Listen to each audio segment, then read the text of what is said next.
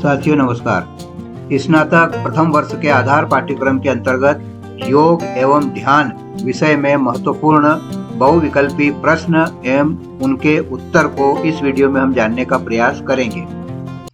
मुद शब्द का अर्थ होता है गुस्सा, आनंद व प्रसन्नता, निराशा या आशावादी होना। मुद शब्द का अर्थ होता है आनंद एवं प्रसन्नता, इसलिए इस प्रश्न का सही उत्तर है विकल्प ब, आनंद एवं प्रसन्नता। बस्ती क्रिया से कौन से अंग की सफाई होती है? बस्ती क्रिया से कौन से अंग की सफाई होती है? बड़ी आंत, हृदय, नाक या कान? बस्ती क्रिया से बड़ी आंत की सफाई होती है। योगासनों के अभ्यास से पहले क्या करना चाहिए? सूक्ष्म व्यायाम, सूर्य नमस्कार, शवासन या उपरोक्त सभी।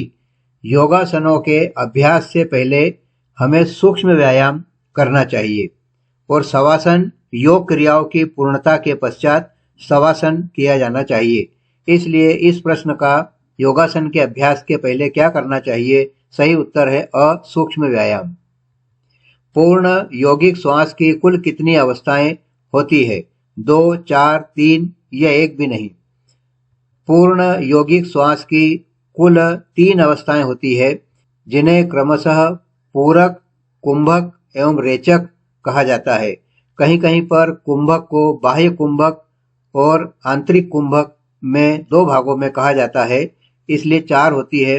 वस्तुतः पूर्ण यौगिक श्वास में 3 अवस्थाएं होती है, पूरक, कुंभक और रेचक। वह बंध जिसमें गुदा प्रदेश यानी पेरिनियम का संकुचन और प्रसार किया जाता है, कौन सा बंध है? उड्डीयान बंध, मूल बंध, जालंधर बंध या खेचरी बंध? वह बंध जिसमें गुदा प्रदेश या पेरिनियम का संकुचन एवं प्रसार किया जाता है, मूल बंध कहलाता है। सोअहम जप किया जाता है प्रातःकाल, सायंकाल, प्रत्येक श्वास प्रश्वास पर या कभी कभी। सोअहम जप को प्रत्येक श्वास और प्रश्वास के साथ किया जाने का विधान है। सही उत्तर है स, प्रत्येक श्वास प्रश्वास पर सोअहम जप किया जा सकता है। योगस चित्त वृत्ति निरोध, योगस चित्त वृत्ति निरोध यह परिभाषा किसके द्वारा दी गई है? आदि भगवान शिव, पतंजलि मुनि, स्वात्माराम जी या श्री अरविंदो द्वारा? योगस चित्त वृत्ति निरोध यह पतंजलि के द्वारा योग की परिभाषा दी गई है। योग अभ्यास के लिए आवश्यक है अनुशासन एवं गुरु भक्ति, श्रद्धा और विश्वास, अ और ब दोनों, यह कुछ भी आवश्यक नहीं है। योग अभ्यास के लिए अनुशासन एवं गुरु भक्ति तथा श्रद्धा और विश्वास सभी आवश्यक है, इसलिए इस प्रश्न का सही उत्तर है विकल्प स, अ और ब दोनों। निम्न में से क्या प्राप्त करना योग साधना का उद्देश्य है? शारीरिक स्वास्थ्य, मानसिक स्वास्थ्य, संवेगात्मक स्थिरता या उपर्युक्त सभी? क्या प्राप्त करना चाहते हैं हम योग साधना के द्वारा? क्या उद्देश्य है? योग साधना के उद्देश्य के अंतर्गत शारीरिक स्वास्थ्य, मानसिक स्वास्थ्य एवं संवेगात्मक स्थिरता तीनों ही शामिल है, इसलिए इस प्रश्न का सही उत्तर है विकल्प द, उपर्युक्त सभी। योग का अभ्यास किस तरह के स्थान पर किया जाता है? योग का अभ्यास किस तरह के स्थान पर किया जाता है? समतल एवं हवादार, ऊंचे नीचे स्थान में, अंधकार में या बंद कमरे में? योग का अभ्यास समतल एवं हवादार स्थान पर किया जाता है। सही उत्तर है अ, समतल एवं हवादार। अष्टांगिक मार्ग किस प्रकार के योग के अंतर्गत आता है? अष्टांगिक मार्ग राजयोग के अंतर्गत, हठ योग, मंत्र योग या भक्ति योग के अंतर्गत? अष्टांगिक मार्ग राजयोग के अंतर्गत आता है। प्रार्थना को मान्यता दी गई है सभी धर्मों में, एक धर्म में, 2 धर्म में या किसी धर्म में नहीं? प्रार्थना को सभी धर्मों में मान्यता दी गई है। मंत्रों के उच्चारण से क्या प्रभाव पड़ता है? शारीरिक एवं मानसिक एकाग्रता एवं शांति, विशेष ध्वनि व तरंगों की उत्पत्ति, आंतरिक ऊर्जा का बढ़ना या उपरोक्त सभी? मंत्रों के उच्चारण से उपरोक्त सभी प्रभाव होते हैं यानी शारीरिक एवं मानसिक एकाग्रता व शांति आती है। विशेष ध्वनि एवं तरंगों की उत्पत्ति भी होती है। इससे हमारी आंतरिक ऊर्जा भी बढ़ती है। इस प्रकार मंत्रों के उच्चारण से क्या प्रभाव पड़ता है? इस प्रश्न का सही उत्तर है विकल्प द, उपरोक्त सभी। प्राणायाम में रेचक का अनुपात कितना होता है? 4 गुना, 2 गुना, 3 गुना या 5 गुना? प्राणायाम में पूरक श्वास को लेने की अवस्था को कहते हैं, उसे रोक कर रखने की अवस्था को कुंभक और उसे बाहर निकालने की अवस्था को रेचक कहा जाता है। प्राणायाम में रेचक का अनुपात कितना होता है? 4, 2, 3 या 5 गुना? प्राणायाम में रेचक का अनुपात 2 गुना होता है। इसका आशय यह है कि प्राणायाम के दौरान पूरक, कुंभक और रेचक का अनुपात 1, 4, 2 होना चाहिए। यदि हम 10 सेकंड तक श्वास लेते हैं तो 40 सेकंड तक रोके अर्थात कुंभक करे और 20 सेकंड में उस श्वास को छोड़े, यानी रेचक का समय 20 सेकंड होगा। ध्यानात्मक आसन के अंतर्गत आते हैं। कौन कौन से आसन ध्यानात्मक, ध्यान लगाने के लिए प्रयुक्त किए जाते हैं? पद्मासन, सिद्धासन, सुखासन या उपरोक्त सभी? ये सभी आसन, पद्मासन, सिद्धासन और सुखासन, ध्यान लगाने के लिए उपयोग किए जाते हैं। इसलिए सभी आसन ध्यानात्मक आसन के अंतर्गत आते हैं।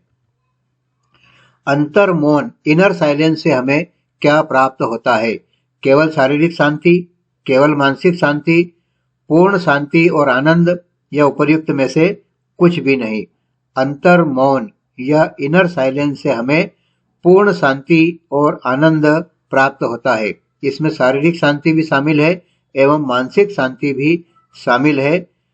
सही उत्तर हुआ विकल्प स, अंतर मौन से हमें पूर्ण शांति, शारीरिक और मानसिक दोनों शांति और आनंद की प्राप्ति होती है। ध्यान का अर्थ होता है धारणा वाले स्थान पर चित्त वृत्ति की एक रूपता, चुपचाप बैठना, एक ही काम को करते जाना या बिना बाधा के सो जाना। ध्यान का अर्थ होता है धारणा वाले स्थान पर चित्त वृत्ति की एक रूपता स्थापित करना ही ध्यान है। किस बंद में उदर को पीठ की ओर सिकोड़ा जाता है? जालंधर बंद, मूल बंद, उड्डयन बंद या महाबंद? उदर को पीठ की ओर सिकोड़ा जाता है उड्डयन बंद के अंतर्गत। इसलिए प्रश्न का सही उत्तर है उड्डयन बंद।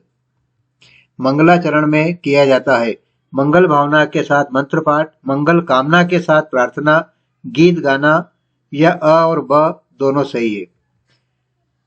इस प्रश्न का उत्तर मंगलाचरण में मंगल भावना के साथ मंत्र पाठ किया जाता है, मंगल कामना के साथ प्रार्थना भी की जाती है। इसलिए विकल्प द सही है, जिसमें कहा गया है अ और ब दो सही विकल्प हैं। योग शास्त्र के अनुसार शरीर की मुख्य नाड़ियां है ईडा और पिंगला, पिंगला और सुषुम्ना, ईडा और सुषुम्ना या ईडा, पिंगला और सुषुम्ना। योग शास्त्र के अनुसार शरीर की मुख्य नाड़ियां ईडा, पिंगला और सुषुम्ना है। हमारे शरीर में योग शास्त्र के अनुसार 72,000 नाड़ियां मानी गई है। इसमें 3 मूल नाड़ियां बाईं, दाईं और मध्य, जिसे क्रमशः ईडा, पिंगला और सुषुम्ना कहते हैं। बाईं नाड़ी ईडा, दाईं नाड़ी पिंगला और मध्य की नाड़ी सुषुम्ना। अंतर्राष्ट्रीय योग दिवस किस दिन मनाया जाता है?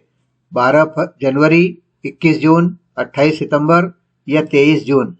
अंतर्राष्ट्रीय योग दिवस 21 जून को मनाया जाता है।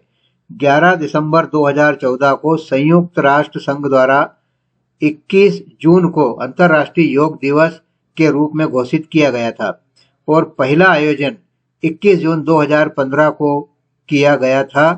अंतर्राष्ट्रीय योग दिवस किस दिन मनाया जाता है? प्रश्न का सही उत्तर है विकल्प ब 21 जून। योग का अंतिम लक्ष्य क्या है? मोक्ष, आनंद, स्वस्थ रहना या पुनर्जन्म? योग का अंतिम लक्ष्य है मोक्ष प्राप्त करना। योग कक्षा का समापन किसके द्वारा किया जाना चाहिए? ताली बजाकर, शवासन के द्वारा, गीत गाकर या ओम उच्चारण एवं शांति पाठ द्वारा? योग कक्षा का समापन ओम के उच्चारण एवं शांति पाठ के साथ किया जाना चाहिए।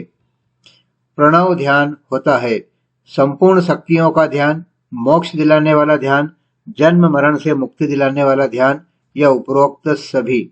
प्रणव ध्यान में उपरोक्त सभी बातें शामिल है, जिसमें सभी शक्तियों का ध्यान किया जाता है। ये मोक्ष दिलाने वाला है एवं मुक्तिदायक इसे माना गया है। इसलिए प्रश्न का सही उत्तर है विकल्प द, उपरोक्त सभी। इस वीडियो को आपने अंत तक देखा, बहुत बहुत धन्यवाद। ऐसे ही और उपयोगी वीडियो देखने के लिए इस चैनल को सब्सक्राइब करें। धन्यवाद।